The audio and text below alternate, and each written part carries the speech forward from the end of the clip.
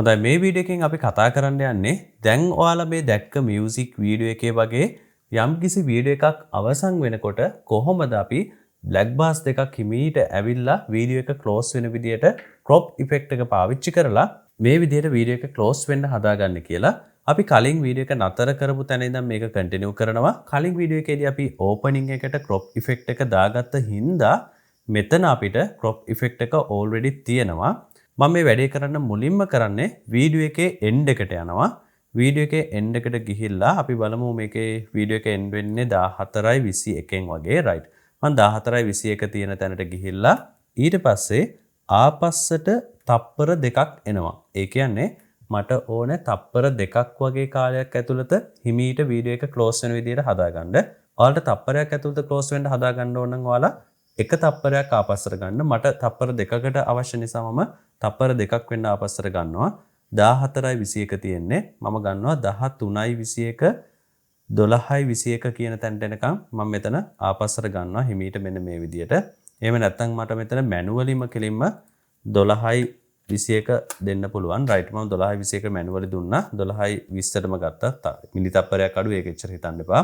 ඔයාලට මෙතනදී මට ඔයාලට කියන්න අවශ්‍ය වෙන්නේ ඔයාලට කැමති තප්පර ගාන දීලා මෙතනින් ටග් ගාලා ආපස්සට ගන්න පුළුවන් මෙන්න මේ නිල් පාට බාර් එක. එහෙම නැත්නම් මේ වීඩියෝ එකේ අපිට මේ බ්ලැක් බාර් එක ක්ලෝස් වෙන තැන ස්ටාර්ට් කරන්න ඕන තැනක් තියෙනවනේ. අන්න එතනට අපිට මෙන්න මෙතනින් මැනුවලි එන්ටර් කරලා ගන්න පුළුවන්. right. ඒතර මම දැන් කරන්න හදන්නේ මෙන්න මෙතන ඉඳන්ම හිමීට වීඩියෝ එක බ්ලැක් බාර්ස් දෙක දෙපැත්තෙන් ඇවිල්ලා ක්ලෝස් වෙන විදියට හදන්න. මෙතනින් තමයි එක පටන් ගන්න. ඒක නිසා මම මෙතනට මේ මවුස් පොයින්ට් එක ගෙනල්ලා මේ නිල් පාට ඉර ගෙනල්ලා ඊට පස්සේ මේ ක්‍රොප් ඉෆෙක්ට් එකේ මේ තියෙන ඔප්ෂන් වලට ගිහිල්ලා টොප් සහ බොටම් කියලා තියෙනවානේ. මේ টොප් සහ බොටම් කියන එකේ මෙන්න මෙතන පොඩි රවුන්ඩ් දෙකක් තියෙනවානේ. මේ දෙක එකපාරක් ක්ලික් කරනවා. টොප් කියන එකත් එකපාරක් ක්ලික් කරනවා. බොටම් කියන එකත් එකපාරක් ක්ලික් කරනවා. ක්ලික් කරලා කී ෆ්‍රේම් දෙකක් මෙතනට දා ගන්නවා. හැබැයි මෙන්න මේ amount තියෙනවානේ. මේ amount මොකුත්ම වෙනස් කරන්නේ නැහැ. ඒ තියෙන විදිහටම තියෙනවා. right.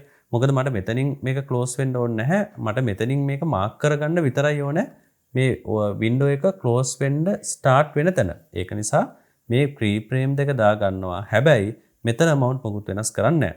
ඊට පස්සේ මම කරන්නේ වීඩියෝ එකේ එන්ඩ් එකට මේ කර්ස් එක ගෙනියනවා.